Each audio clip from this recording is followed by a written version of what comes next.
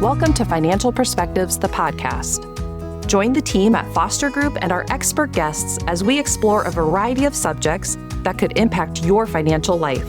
We will cover timely economic and financial market news, a wide range of personal financial planning ideas, and investment topics.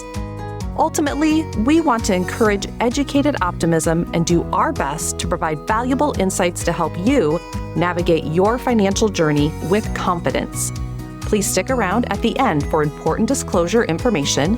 More information about Foster Group can be found in our ADV brochure at fostergrp.com.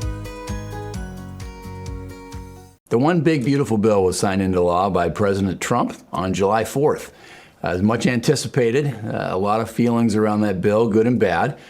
But one of the things we want to do is take a look inside of it and see how it might affect us, especially as it relates to taxes and estate planning.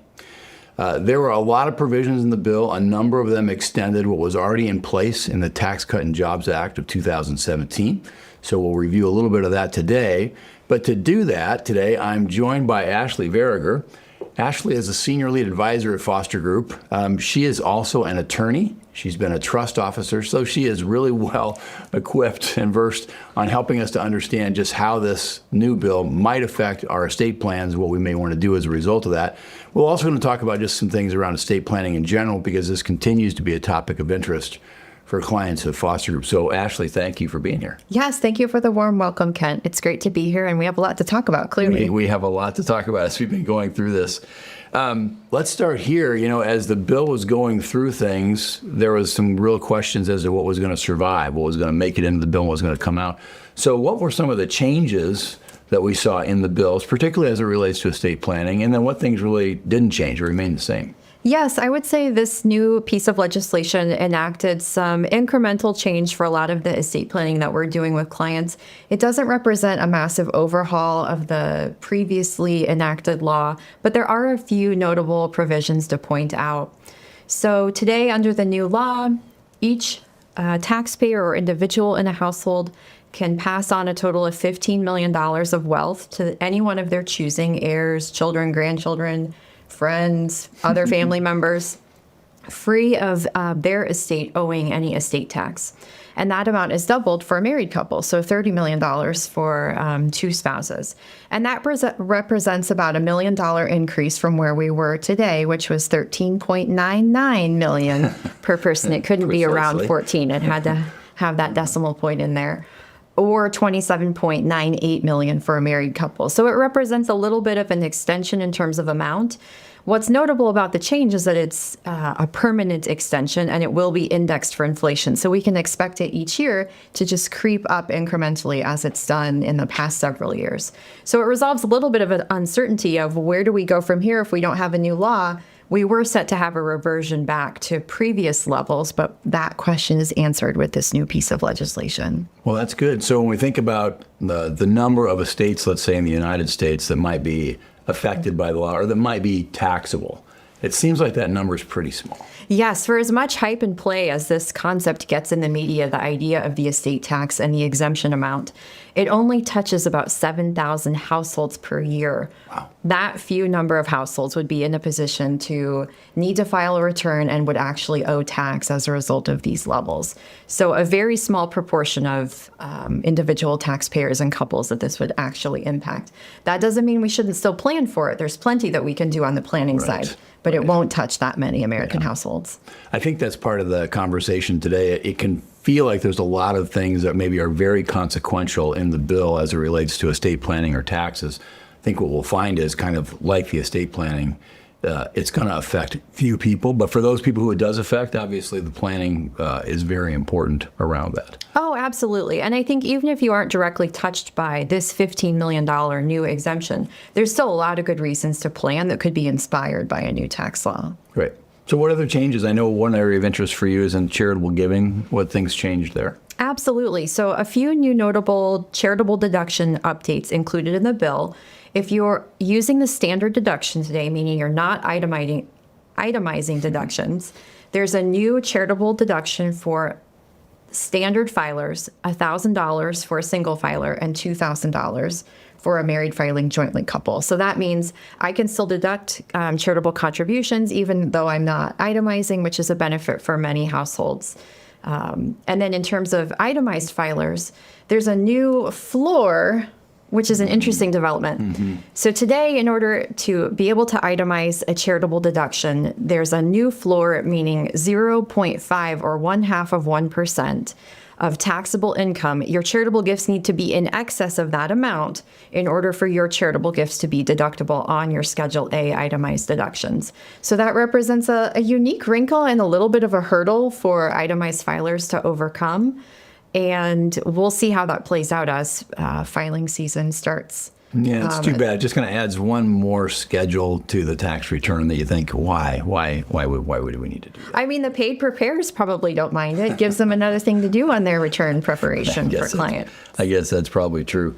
So in addition to some of the estate tax changes, there are some other changes in the law. One of them is the SALT cap deduction of the state and local taxes. Yes, that's new under this new piece of legislation.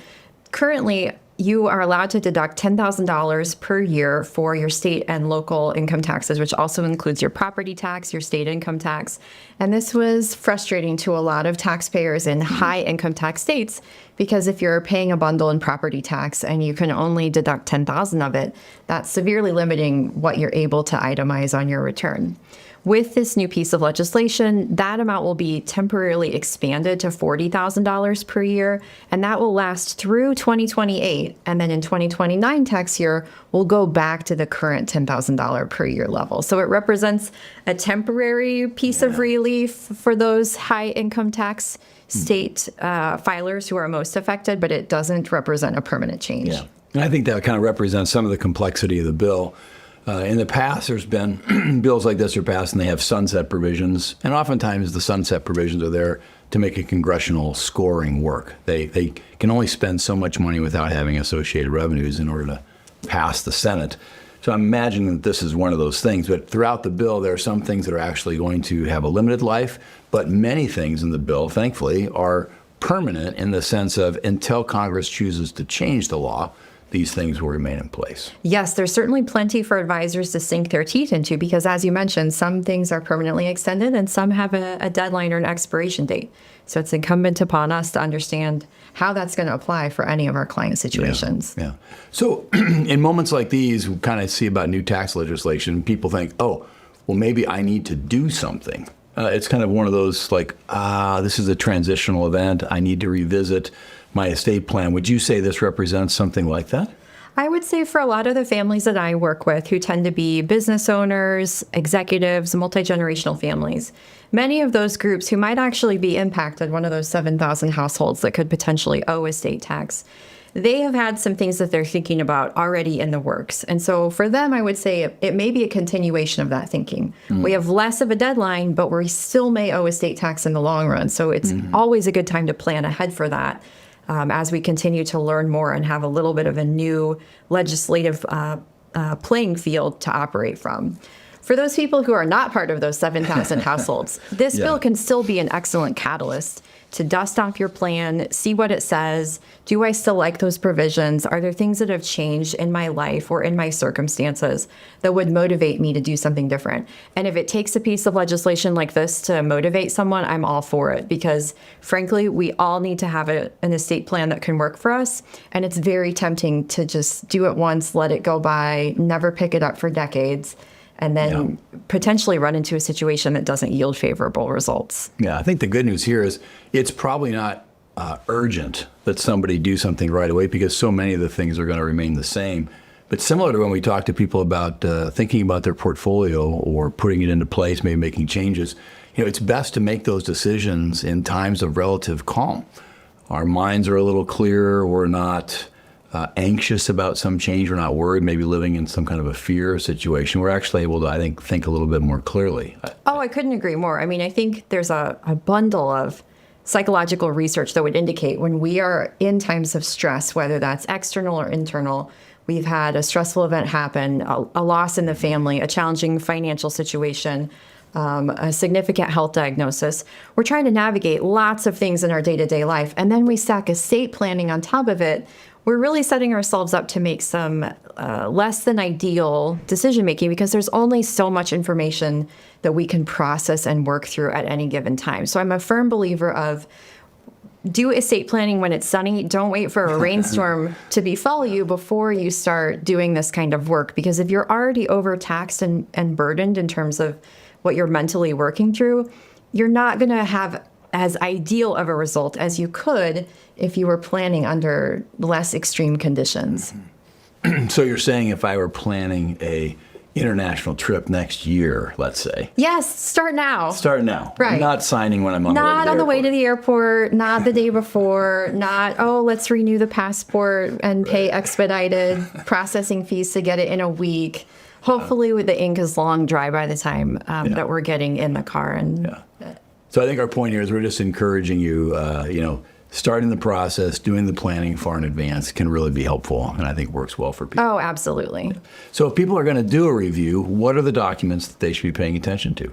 Yes, great question. Well, a fully fleshed out estate plan really has 2 or 3 primary documents that make it complete. And there's one that gets lots of attention, and then there's a couple that get a little bit less attention. So we'll shine a light on those. The big one, of course, is a last will and testament. And that's going to be the primary document that an individual will use to convey wealth from themselves to the heirs of their choosing, children, grandchildren, other family members, charitable organizations, friends. It's going to do things like pass on your financial property, your accounts, your real estate, farmland, and also just your personal belongings, all of the things that are inside of your house. A will is going to take those from your hands at passing into the hands of your chosen beneficiaries. And so that one's obvious. We need to have a document like that that can work for us. But the ones that get a little bit less airtime are 2 flavors of power of attorney documents. One for financial, which I think is the easiest to understand, and one for healthcare decisions. So let's start with the financial power of attorney. This document, what you're doing inside of this piece of estate planning work is you're naming an agent who can make financial decisions for you while you are alive, but for whatever reason, you aren't able to make those decisions for yourself. So maybe you've been in a car accident and someone needs to sign your tax returns, or maybe you have a brain injury or you're unfortunately dealing with Alzheimer's or memory loss, and you simply can't make those kinds of decisions for yourself anymore. You're still going to need help managing those things day to day. Your will can step in and help when you're no longer here, but for that vulnerable time when you need help, you're still alive, but for whatever reason, you cannot make those decisions on your own. That's where a financial power of attorney document is really going to come into life. And then in a similar vein, the healthcare power of attorney would do something very similar, but rather than for financial decisions, it would be for healthcare related decisions. Should I have the surgery? Should I receive the treatment? What if it's an exigent or urgent situation? You can understand the doctors are going to want to talk to someone who is empowered to make that decision, especially if time is of the essence. So very important, but a little bit less talked about probably than a will. Both of those, I think, are super important. There's a third one that comes up in this context, the living will. And sometimes I think there's confusion as to the living will and the healthcare power of attorney. What's the difference? Yes, I think it's easy to kind of conflate them. So the healthcare power of attorney document is really going to name that person, that agent of yours who's responsible for making those decisions. But the living will can be an opportunity for you to express your wishes on end-of-life care. So if you had faith-based considerations for artificial nutrition and hydration, a living will document could be a place to memorialize those intentions. Or if you wanted to be an organ and tissue donor, or if you had particular intent for your funeral, burial, or memorial service. Those kinds of things could be incorporated into a living will document. You can also address heroic measures in that kind of a document. So for some folks, if they're facing a terminal condition and then they happen to be in a car accident, do I take heroic measures to resuscitate me, or am I instructing the medical team to let me pass and keep me comfortable? Those are all the kinds of decisions that would be included in a living will type document. Yeah. So each one of these, you're kind of saying, this is what I'd like to have happen. In each one of them, people need to nominate someone to actually help fulfill or to follow through. And in the conversation that we had, you used the word you probably want to talk to the people you're nominating in advance, which I thought was great advice. It is. It's one of the things I repeat to clients most often. We go through the process of estate planning, putting together a will, putting together a power of attorney document, putting together a trust. We have to name someone who's in charge of carrying those wishes out, because we either won't be here mentally to do so, or we just will have passed away and we won't physically be present to make sure that our intentions and wishes and instructions are carried out. So in all of those documents I mentioned, a will, a power of attorney, a trust, you're naming a person of significant responsibility and trustworthiness to make sure that your wishes are carried out. But when we name those people in the documents, it's a little bit of a myth in estate planning that when I've written down, well, I'd like my spouse to stand in the first position, and then I'd like my sibling to stand in the next position, and then, maybe an adult child could be an appropriate choice next in line. When you're naming those people, it's not a conscription into service. You're not, they're not duty bound to step into that role for you. It's a nomination. It's an invitation to operate in that capacity. And so like any good invitation, we want to actually extend it to the person that we're inviting rather than just assuming that they're going to show up and say yes.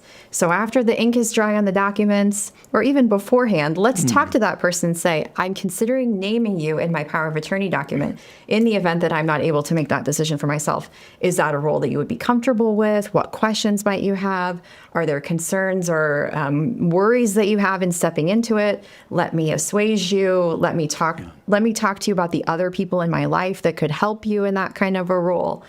And we find that when you communicate ahead of time, you're much more likely to get a yes answer than a no answer, which often happens if the person hasn't been prepared or informed of that nomination. Because if I don't know about it, and it's kind of a big responsibility, and I'm a little worried about going at it alone, you can understand why perfectly capable people might be motivated to say, no, thanks, that's not really right for me right now. Yeah, I think especially if they've had a conversation with you in advance about your document, the idea there is they've had a chance to ask some questions. You've been able to actually talk to them. They're not just reading it, they're actually hearing it from you as to this is what I'd like, and this is what I'm hoping you'll be able to do. The other thing I know when we talk with folks about this, sometimes they're worried about, well, I just can't do all of that. Is there some place I can go to get help?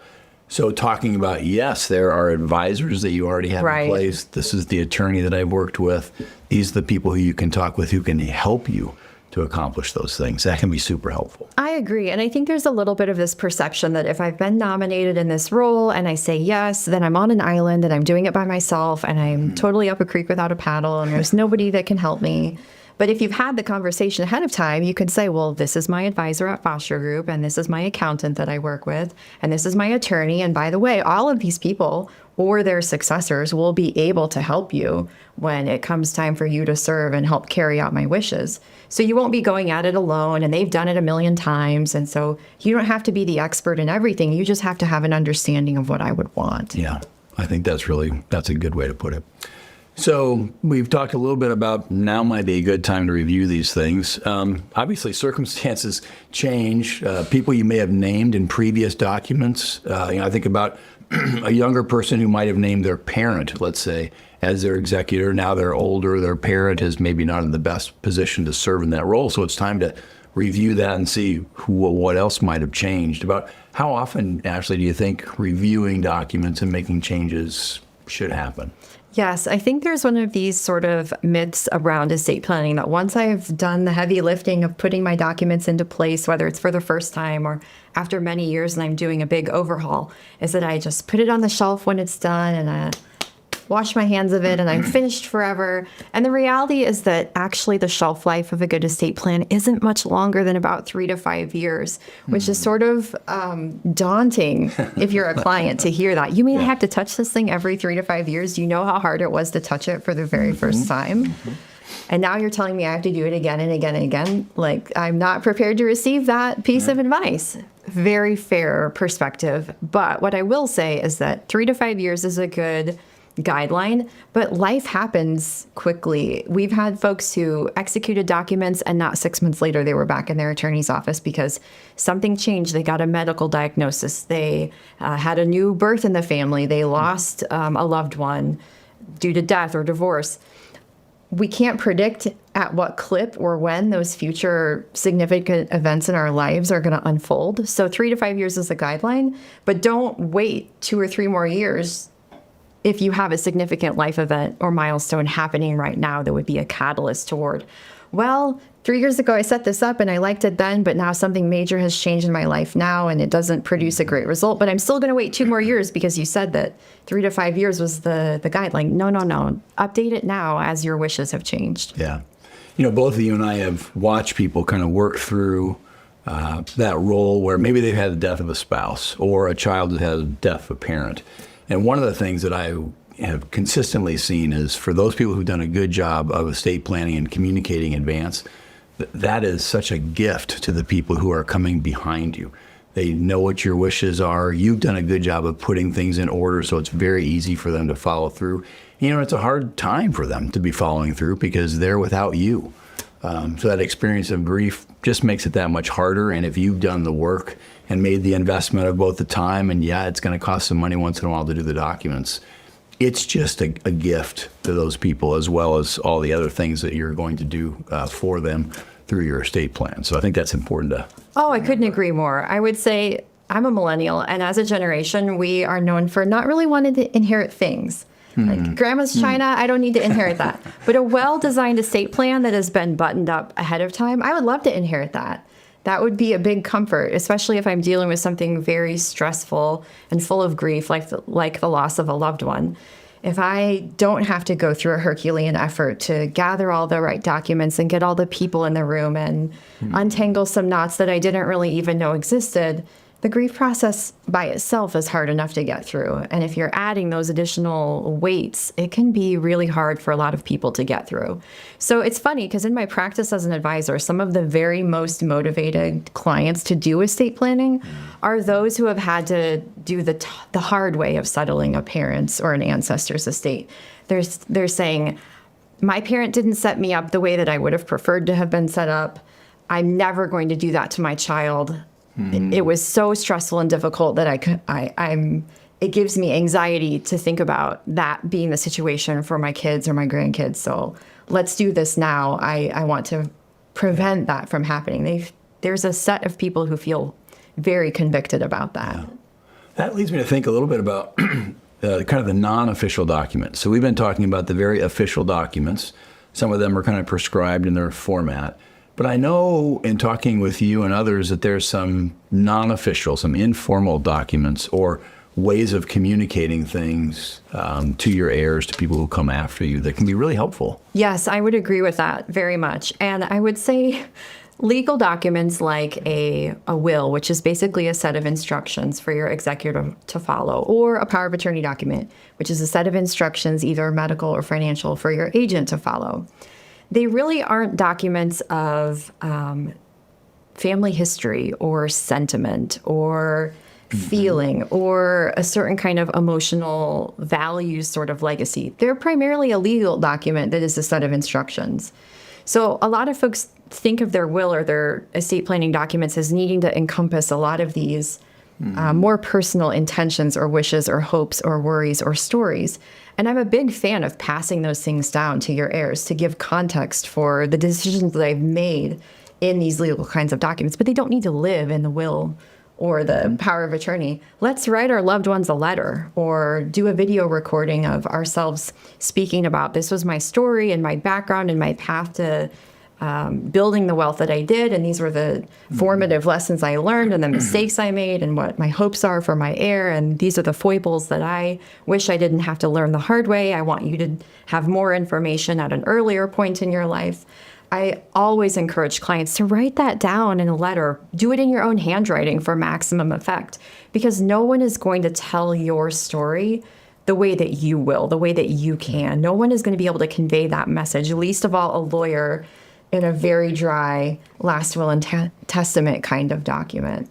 So use your voice, and it actually produces superior results when it comes time for the children or the grandchildren to inherit the wealth. Because let's face it, when we have the legal side of the story, but not the emotional, relational side of the story, human minds, when they're presented with a suite of incomplete information, we're just going to invent the rest of that to make a full and complete story. So if you've handed your heirs a legal document, but with no contextualizing document for, well, these are the decisions I made, and this is why I made them, they may invent reasons that have no bearing to what your actual intents or wishes or thoughts or feelings were.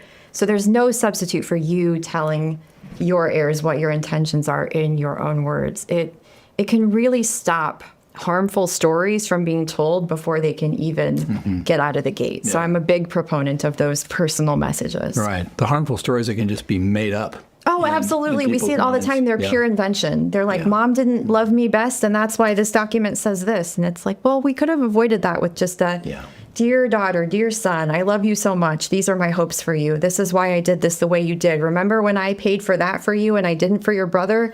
Now I'm making it fair. Oh, okay. Well, that's a little bit different than the you loved me less story. Yeah. The nice thing about doing these things, too, are, they don't require an attorney for you to write a letter.